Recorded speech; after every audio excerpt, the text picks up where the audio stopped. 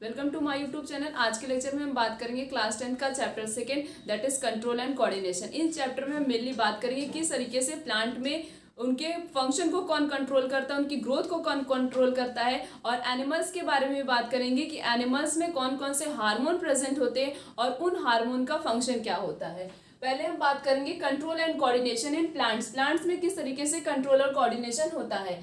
The plant do not have a nervous system and sense organ. Plant के पास तो ना तो नर्वस सिस्टम प्रेजेंट होता है, ना तो उनके पास कोई सेंस ऑर्गन होता है। सेंस ऑर्गन होते कौन कौन से, जैसे कि आई हो गया, ईयर हो गया, नोज हो गया। जैसे कि एनिमल्स के पास ये सारी चीजें प्रेजेंट होती, बट प्लांट के पास कोई भी सेंस ऑर्गन या कोई भी स्पेशल नर्वस सिस्टम नहीं प्रेजेंट होता है।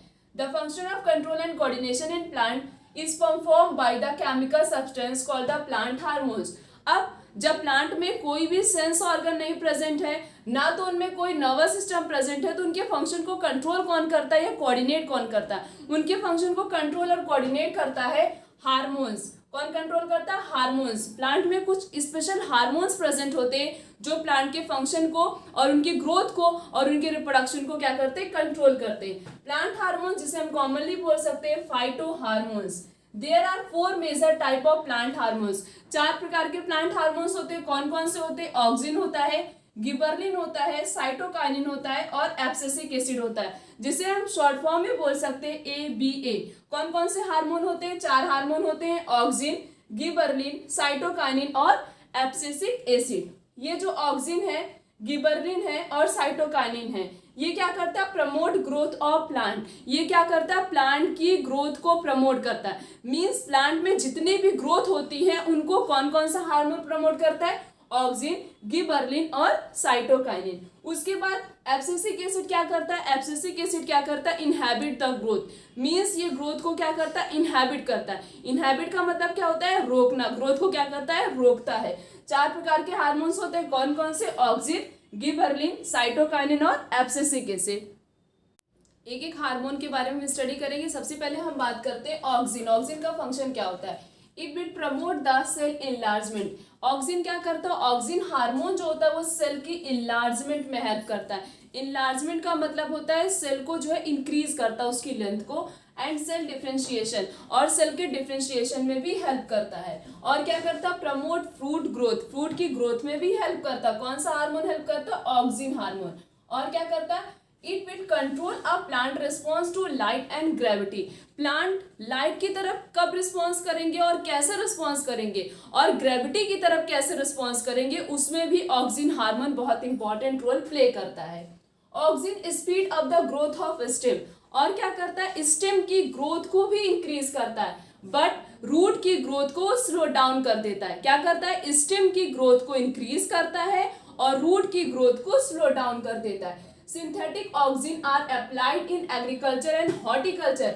सिंथेटिक ऑक्सिन का मतलब होता है जो ऑक्सिन हार्मोन जो है मैन मेड, मीन्स जो है घर पे बनाया गया हो, उसका यूज किस में किया जाता है? एग्रीकल्चर में और हॉर्टिकल्चर में। हॉर्टिकल्चर क्या होता है? जब हम खेती करते हैं।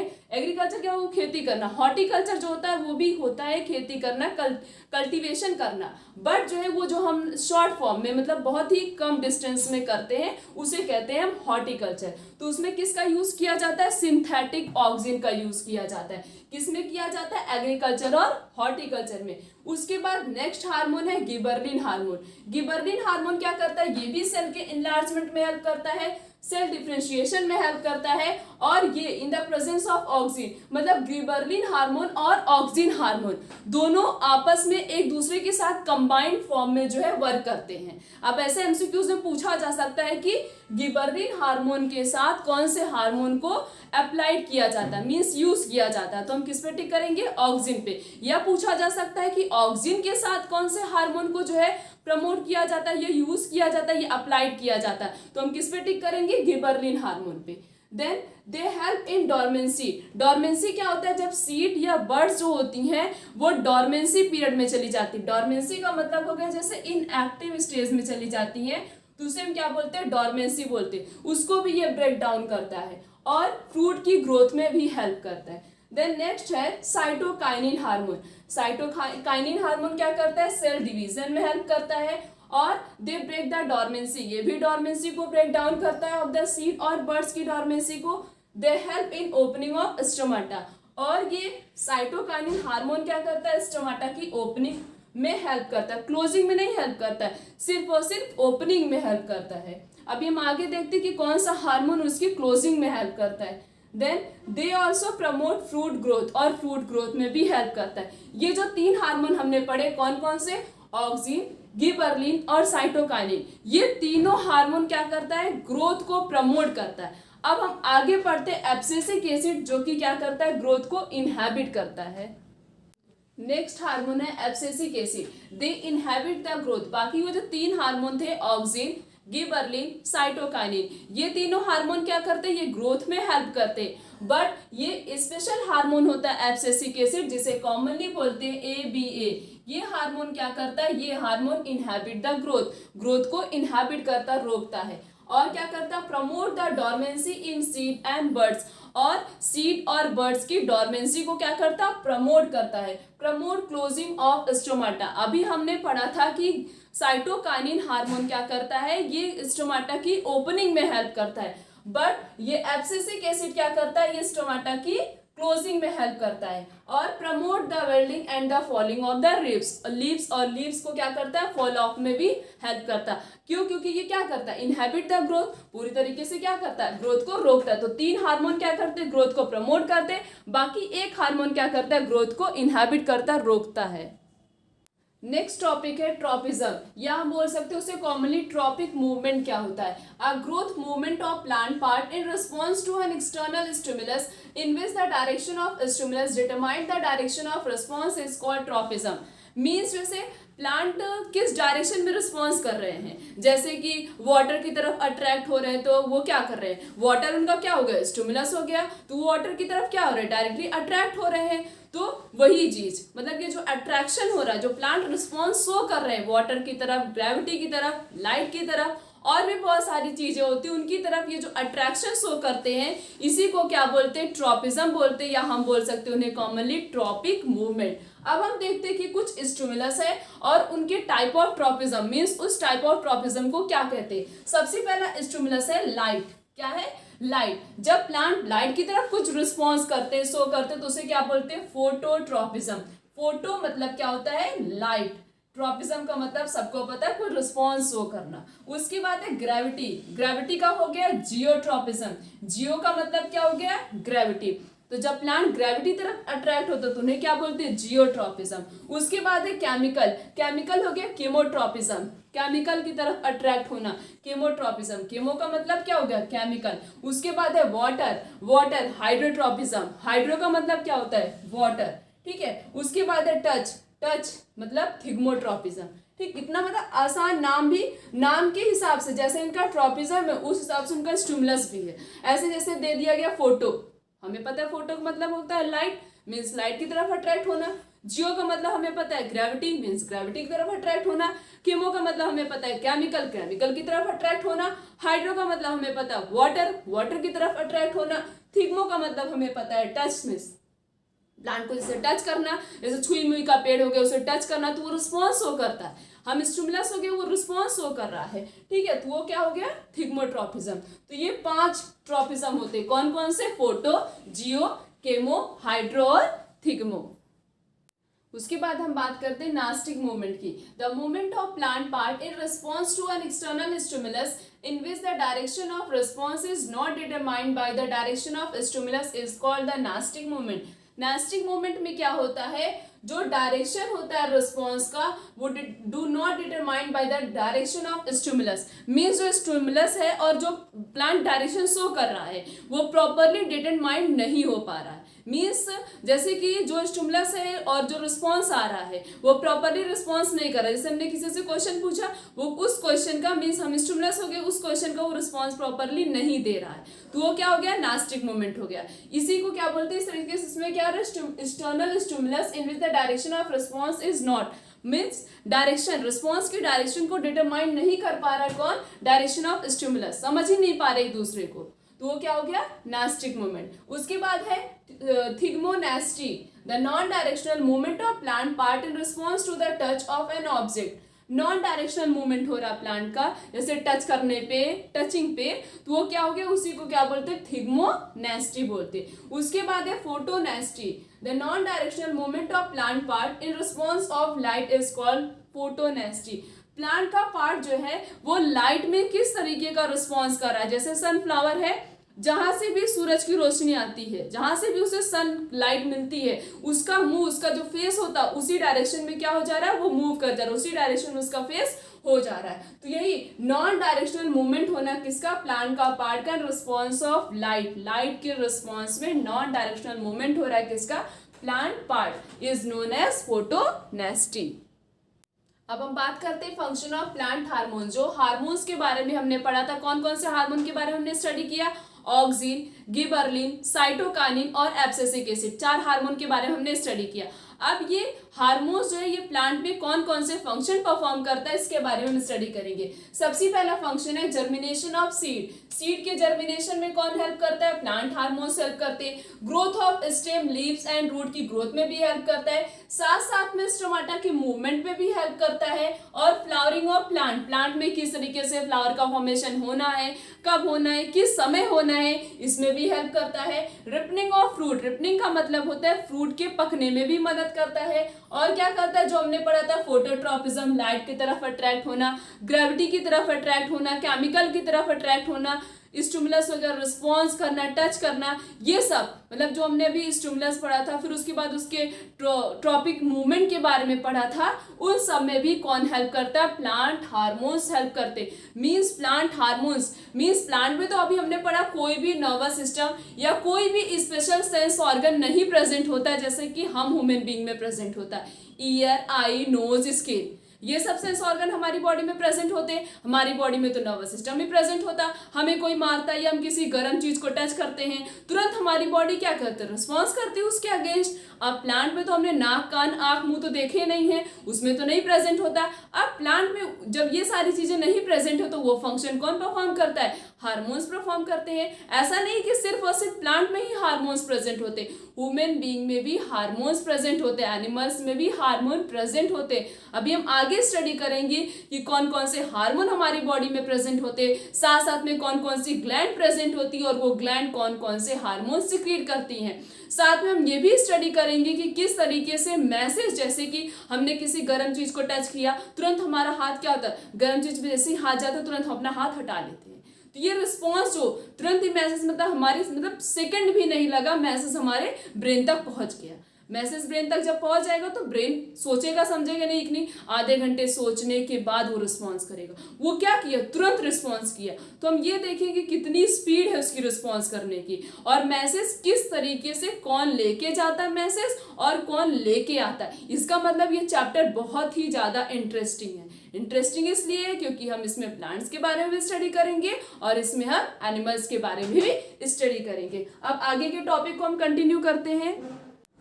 अब हम बात करते हैं कंट्रोल एंड कोऑर्डिनेशन एनिमल्स में किस तरीके से होता है। मींस एनिमल्स में ऐसी कौन कौन सी चीजें प्रेजेंट होती हैं जो उनके फंक्शन को कोऑर्डिनेट करती हैं। There are 5 sense organ in our body. हमारी बॉडी में 5 सेंस ऑर्गन होते हैं। कौन कौन सा होता है, eye, ear, nose, tongue and skin. कौन कौन सा होता है, eye, ear, nose, tongue and skin. The common type of receptor are present such as. कुछ टाइप ऑफ रिसेप्टर प्रेजेंट होते हैं और वो जो रिसेप्टर होता है उनका कुछ स्पेशल नेम होता है। जैसे कि इसके पहले हमने पढ़ा था प्लांट्स में, जैसे कि वो ग्रेविटी की तरफ अट्रैक्ट होना, जियोट्रॉपिज्म हो गया, तो ये सब हमने पढ़ा था। तो इस तरीके से कुछ रिसेप्टर्स होते हैं और इनका भी कुछ स्पेशल नेम होता है। जैसे कि फोटो रिसेप्टर डिटेक्ट किसको करते हैं, लाइट को डिटेक्ट करते हैं। किसके प्रेजेंट में, आई, क्योंकि हमारा आँख क्या करता है, यही तो लाइट को डिटेक्ट करता है। तो क्या हो गया, फोटो रिसेप्टर किसको डिटेक्ट करते हैं, लाइट को in the present of eye. Then उसके बाद हो गया फोनो रिसेप्टर, किसको डिटेक्ट करते हैं, फोनो, यहाँ पे फोटो था, यहाँ पे क्या, फोनो रिसेप्टर। फोनो रिसेप्टर किसको डिटेक्ट करते हैं, साउंड को। और साउंड को कौन डिटेक्ट करता है, in the presence of year. कौन डिटेक्ट करता है साउंड को, हमारा ईयर करता है। उसके बाद है गेस्टेटरी रिसेप्टर डिटेक्ट द टेस्ट। स्वाद को, हमारे टेस्ट को, स्वाद को कौन डिटेक्ट करता है, हमारा टंग करता है। कौन करता है, हमारा टंग करता है। और हियरिंग में कौन हेल्प करता है, हमारा ईयर करता है। हियरिंग में कौन हेल्प करता है, ईयर हेल्प करता है। उसके बाद है थिग्मो रिसेप्टर, डिटेक्ट किसको करता है, कोल्ड को करता है और हीट को करता है। किसको डिटेक्ट करता है, कोल्ड को करता है और किसको करता है, हीट को करता है। किसको करता है, कोल्ड और हीट को, in the presence of skin, skin की प्रेजेंस में। क्यों, क्योंकि हमारा स्किन ही तो डिटेक्ट करता है ठंड है या उसके बाद समर सीजन चल रहा है कि विंटर सीजन चल रहा है, इसे हमारे स्किन से तो हमें पता चलता है। उसके बाद है control and coordination in human being में किस तरीके से कंट्रोल और कोऑर्डिनेशन होता है, कौन कौन सी ऐसी चीज प्रेजेंट होती हैं जो उनको कंट्रोल और कोऑर्डिनेट करती है, जैसे कि नर्वस सिस्टम और हो गया इंडोक्राइन सिस्टम। दो चीज होता है, कौन कौन सा होता है, नर्वस सिस्टम होता है और इंडोक्राइन सिस्टम होता है। इंडोक्राइन सिस्टम में आ गया हार्मोन्स।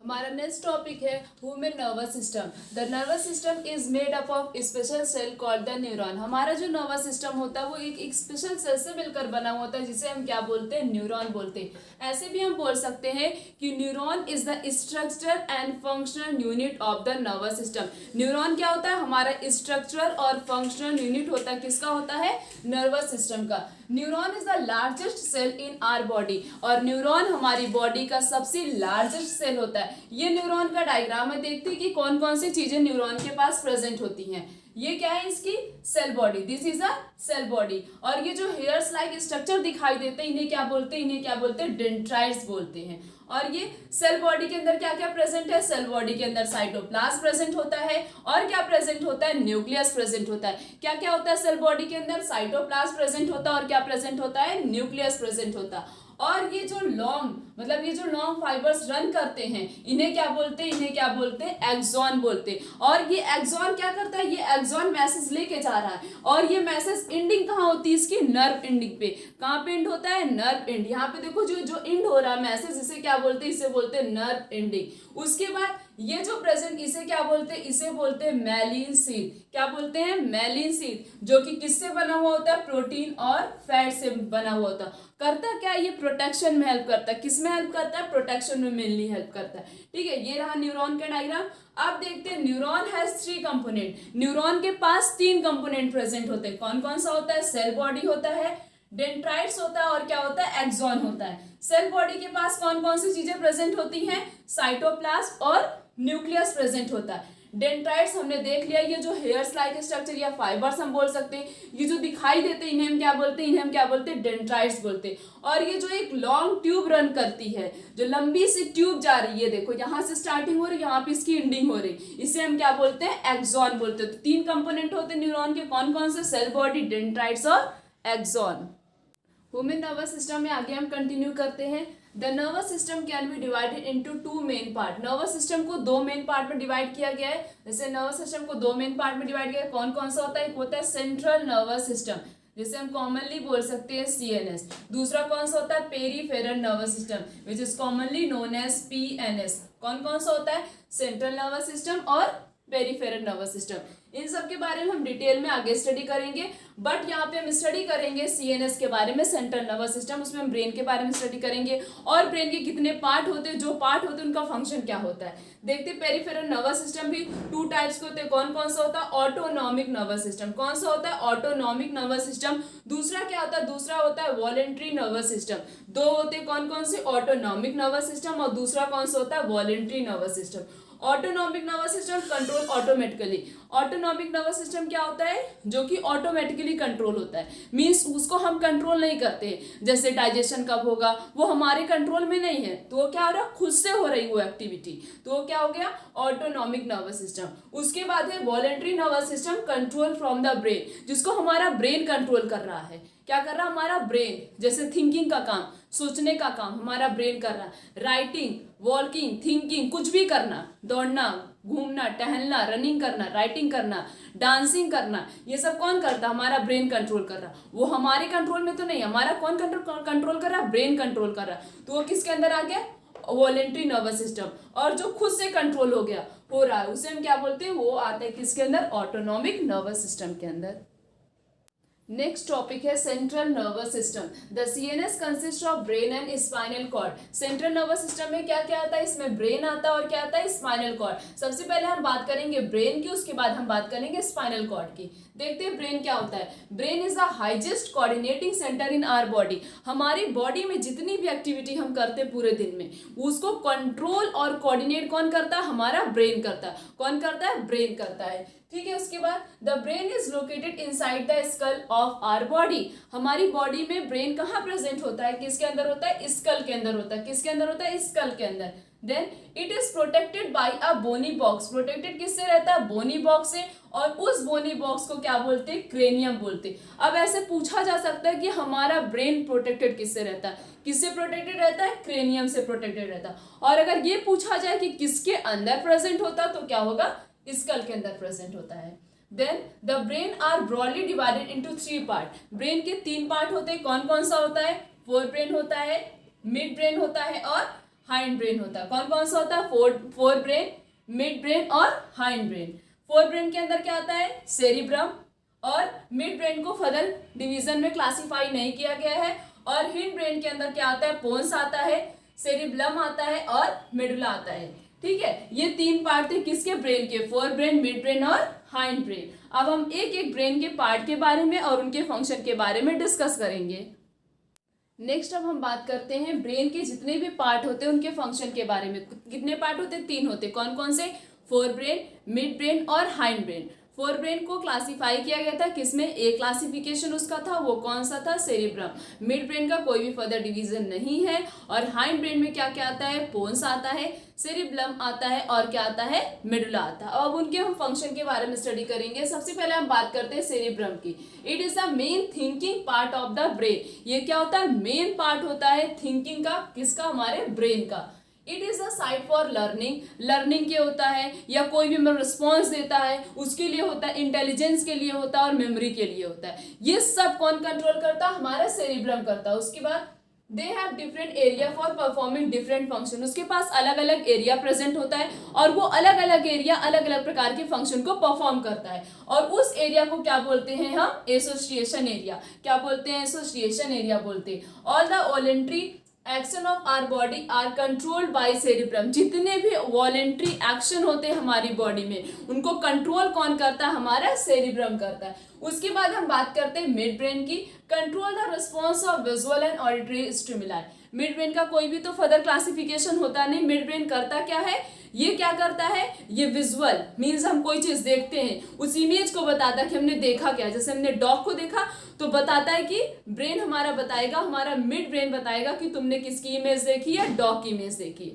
और उसके बाद किसी भी चीज की हमने आवाज सुनी, सब समझ लो हमने कैट की आवाज सुनी, तो हमारा ब्रेन एनालाइज करके हमें बताता है कि जो है तुमने आवाज किसकी सुनी है, कैट की सुनी है। और ब्रेन का कौन सा पार्ट करता है ऐसा काम, मिड ब्रेन करता है। उसके बाद हम बात करते हैं पोन्स की। ठीक है, रेगुलेटिंग रेस्पिरेशन। कौन, पोन्स क्या करता है, रेस्पिरेशन की रेट को रेगुलेट करता है। किसको रेगुलेट करता है, रेस्पिरेशन को रेगुलेट करता है। उसके बाद सेरिब्लम क्या करता है, सेरिब्लम क्या करता है, मेंटेन द बॉडी बैलेंस। जैसे हम प्रॉपरली यहाँ पे स्टैंड है, खड़े हैं, इसको कौन कंट्रोल करता है, हमारा कौन बैलेंस करता है, बैलेंसिंग में कौन हेल्प करता है, सेरिब्लम करता है। कौन करता है, सेरिब्लम करता है। उसके बाद और क्या करता है, मूवमेंट, जैसे वॉकिंग, चलना, डांसिंग करना, राइट, बाइसाइकिल चलाना, ये सबको ये कंट्रोल करता है। उसके बाद नेक्स्ट है मेडुला।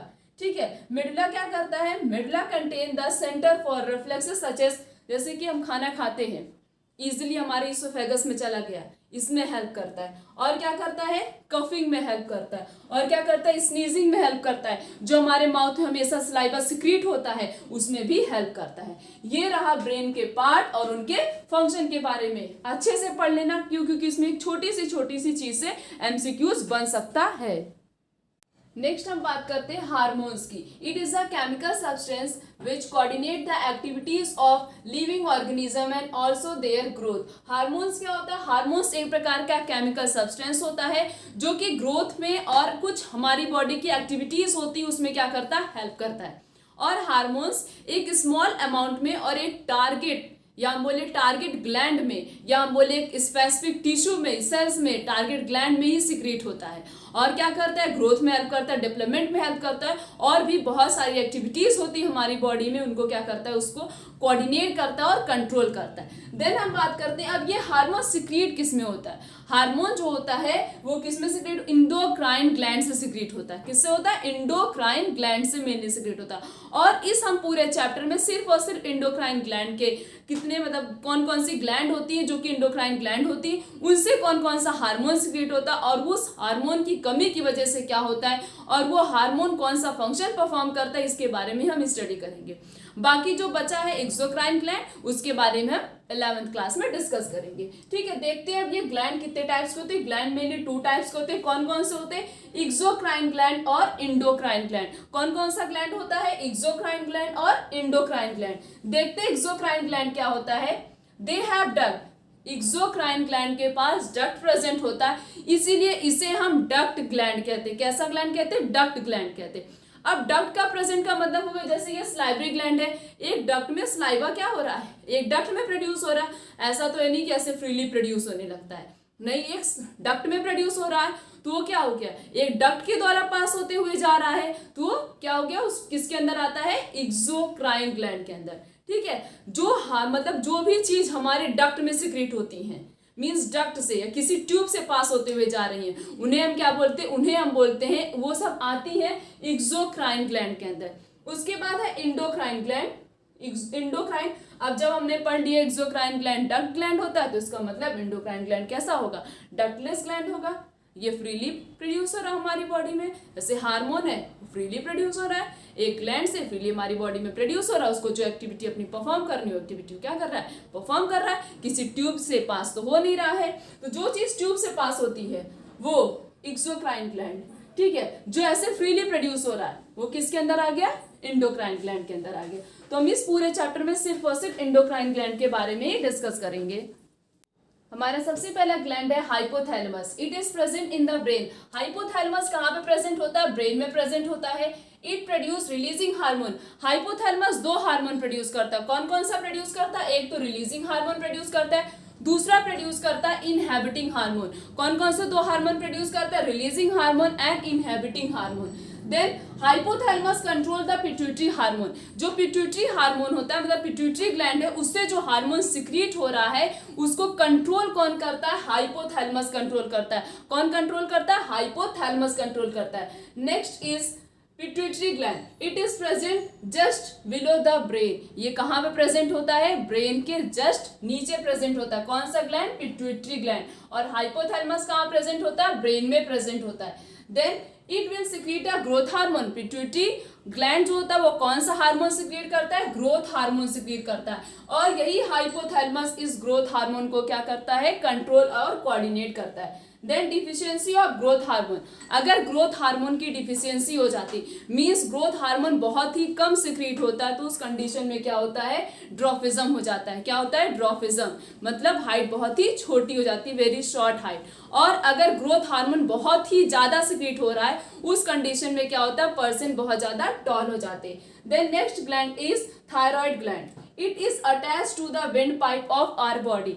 ये जो थायराइड ग्लैंड है ये किससे अटैच होता है, विंड पाइप से अटैच होता है। किससे अटैच होता है, विंड पाइप से अटैच होता है। Make a hormone called thyroxine. और ये थायराइड ग्लैंड, देखो नाम से ही उसका हार्मोन भी मैच कर रहा है। ऐसे ये थायराइड ग्लैंड है, कौन सा हार्मोन सिक्रीट करता है, कौन सा हार्मोन बनाता है, थायरॉक्सिन हार्मोन। कौन सा हार्मोन, थायरॉक्सिन हार्मोन। और ये थायरॉक्सिन हार्मोन क्या करता है, ये किसको किसको कंट्रोल करता है, किसके किसके मेटाबॉलिज्म को कंट्रोल करता है, कार्बोहाइड्रेट के मेटाबॉलिज्म को कंट्रोल करता है, फैट के, प्रोटीन के, हमारी बॉडी के अंदर किसके किसके मेटाबॉलिज्म को कंट्रोल करता है, carbohydrate, fat and protein in our body. Deficiency of iodine. और ये थायरॉक्सिन जो हार्मोन है, ये जो बन रहा है थायराइड ग्लैंड में, इसके बनाने में, मींस इसको बनाने में मदद कौन करता है, आयोडीन करता है। और अगर आयोडीन की डिफिशियंसी हो जाती है तो कौन सा डिजीज होता है, गॉइटर। कौन सा डिजीज होता है, गॉइटर। क्यों हो जाता है, क्योंकि आयोडीन जो कम हो रहा है, बहुत ही कम पड़ रहा है बॉडी के अंदर, तो क्या हो रहा है, थायरॉक्सिन हार्मोन बहुत ही कम बन रहा है। जब थायरॉक्सिन हार्मोन बहुत ही कम बनेगा तब जो है किसका किसका मेटाबॉलिज्म नहीं हो पाएगा, कार्बोहाइड्रेट का, फैट का और प्रोटीन का। क्यों, क्योंकि ये थायरॉक्सिन हार्मोन करता क्या है, इन तीनों के मेटाबॉलिज्म में हेल्प करता है। हमारा नेक्स्ट ग्लैंड है parathyroid gland. The 4 small parathyroid gland which are embedded in the thyroid gland. 4 parathyroid gland जो होते हैं वो थायरॉइड ग्लैंड से क्या होते हैं, अटैच होते हैं। क्या होते हैं, अटैच होते हैं। जैसे ये नेक हो गया, यहाँ पे ये थायरॉइड ग्लैंड प्रेजेंट है, तो 2 इधर 2 इधर 2 इधर 2 इधर, तो कितने हुए, 4 पैराथायरॉइड ग्लैंड इस तरीके से थायरॉइड ग्लैंड से क्या होते हैं, अटैच होते हैं। सिक्रीट क्या करता है, पैरा हार्मोन सिक्रीट करता है। और ये क्या करता है, ये कैल्शियम और फॉस्फेट के लेवल को क्या करता है, पैराथायरॉइड ग्लैंड जो होता है वो कैल्शियम और फॉस्फेट के लेवल को मेंटेन करता है। Next is thymus gland. It lie in the lower part of neck and upper part of the chest. ये कहाँ पे प्रेजेंट होता है, नेक के लोअर पार्ट में और चेस्ट के अपर पार्ट में, मतलब यहाँ पे, मतलब यहीं पे हमारे हार्ट के पास जो है थाइमस ग्लैंड प्रेजेंट होता है। Then it will secrete the thymus hormone secrete करता है। और ये थाइमस हार्मोन क्या करता है, इम्यून सिस्टम में बहुत इंपॉर्टेंट रोल प्ले करता है। किसमें इंपॉर्टेंट रोल प्ले करता है, इम्यूनिटी में इंपॉर्टेंट रोल प्ले करता है। और ये जो थाइमस ग्लैंड है ये प्यूबर्टी के समय मींस बर्थ टाइम में बहुत ज़्यादा लार्ज होता है, और जैसे जैसे एज होती जाती है वैसे वैसे इसकी साइज क्या होती है, रिड्यूस होती। करता क्या है, ये बहुत इंपॉर्टेंट रोल प्ले करता है किसमें, इम्यूनिटी में।